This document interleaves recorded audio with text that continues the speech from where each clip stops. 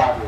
அப்படி நாம் நொடிந்து விழுகிற போது, ஒரு ஆக்சிடென்ட் ஆயிடுச்சு, அதுல ஒரு வாழ்க்கை ஒரு விபத்து ஏற்பட்ட போது, நாம் நலிந்து மனம் சோர்ந்து அமர்கிற போது உறவுகள், அந்த உறவுகள் என்பது ரத்த உறவுகளாக இருக்கலாம், நட்பு உறவுகளாக இருக்கலாம், அவர்கள் ஓடி வந்து நம்மளை தாங்கி பிடித்து, ஒரு 4-5 ஆண்டுகளுக்கு முன்னால் நான் தவறி விழுகிற போது, என் கால் அடிபட்ட போது, அடுத்த 1 மணி நேரம் 1/2 மணி நேரத்தில் என்னுடைய சொந்தக்காரங்க எவனே எனக்கு தெரியல, எல்லாம் ஓடி வந்து என்னை சுற்றினான். ஒரு 8 மாதத்துக்கு முன்பு என் மகன் ஆக்சிடென்ட் ஆன போது எல்லா நண்பர்களும் எங்கெங்கிருந்தோ உதவினார்கள். நண்பர் தாமரை உட்பட எவ்வளவு நண்பர்கள் உதவி செய்து தூக்கினார்கள்.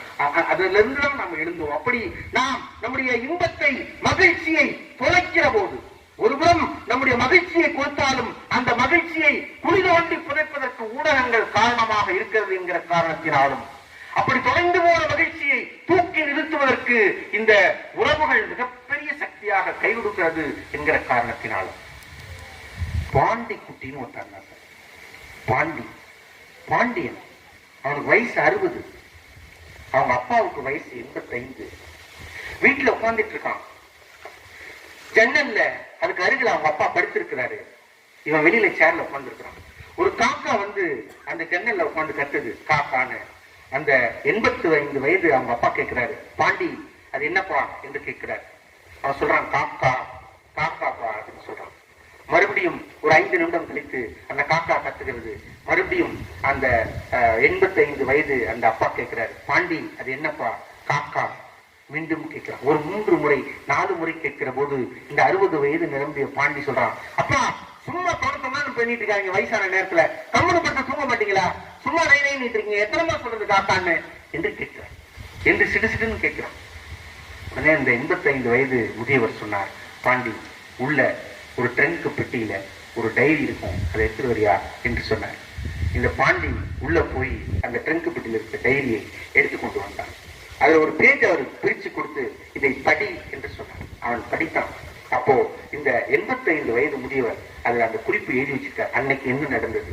அப்போ இந்த பாண்டிக்கு வயது ஒரு 4 தான் இருக்கும், 4 வயசு. இந்த பாண்டி குட்டி என்னுடைய மகன். அவனோடு நான் விளையாடி கொண்டிருந்த போது இந்த ஜன்னலிலே ஒரு பறவை வந்தது. என் மகன் கேட்டான், இது என்ன என்று. இது காகம் என்று நான் சொன்னேன். சிறிது நேரம் கழித்து மறுபடியும் கேட்டான், இது என்ன என்று. இது காகம் என்று நான் சொன்னேன். ஒரு 10 முறை 20 முறைக்கு மேல் அவன் கேட்டிருப்பான். ஒவ்வொரு முறையும் நான் பொறுமையாக காகம் காகம் என்று சொன்னேன். அவன் அத்தனை முறை கேட்டதற்கு ஒருவேளை அவன் ஒவ்வொரு முறை கேள்வி கேட்கிற போதும் அவன் கன்னத்தில் முத்தமிட்டு முத்தமிட்டு நான் பதில் சொன்னேனே, அந்த முத்தத்தினுடைய ஸ்பரிசத்திற்காக கூட அவன் மீண்டும் மீண்டும் கேள்வி கேட்டிருக்கலாம் என்று அவர் எழுதியிருந்தார். அதை படித்தோன அந்த 60 வயது நிரம்பிய பாண்டி அப்பாவினுடைய காலை தொட்டு வணங்கி, அப்பா என்ன மன்னிச்சிருங்க என்று கேட்டான். அருமை நண்பர்களே, இப்படிப்பட்ட அப்பாக்களை அம்மாக்களை என்ற உறவுகளை மகன் கட்டிய வீட்டுக்கு பெயர் அன்னை இல்லம். அன்னை இருப்பதோ முதியோர் இல்லம் என்கிற ஒரு வாழ்க்கையை இந்த ஊடகங்கள் நமக்கு கற்றுக் கொடுத்து கொண்டிருக்கிறது. எவ்வளவோ பணம் அனுப்பிட்டோம், நான் எவ்வளவோ சம்பாதிக்கிறேன், எங்க அப்பா அம்மாவுக்கு நிறைய பணம் கொடுத்துட்டேன், ஒரு பெரிய லக்ஸூரியஸான முதியோர்கள் தங்க வச்சுட்டேன்னு நீங்க மார்தட்டி கொள்வதில் எந்த பெருமையுமே இல்லை. அவர்களை அன்போடு விசாரித்து, இன்றைக்கு சாப்பிட்டீங்களா, இன்னைக்கு எப்படி இருக்கிறீங்கன்னு தினம் தினம் பேசுகிற அந்த அன்புதான் இன்றைக்கு தேவைப்படுகிறது. ஆகவே அப்படிப்பட்ட இந்த ஊடகங்கள் என்னைக்கு இருந்தாலும் அழகாக குறிப்பிட்டார்கள், அது ஒரு அக்ரிணை தான். உங்களுக்கு எவ்வளவு நன்மையை வழங்கினாலும் இந்த ஊடகம் என்பது ஒரு அக்ரிணை தான். ஒரு பொங்கி பிரவாகிக்கிற அன்பை, ஒரு பேரன்பை உறவுகள் மட்டுமே கொடுக்கிறது.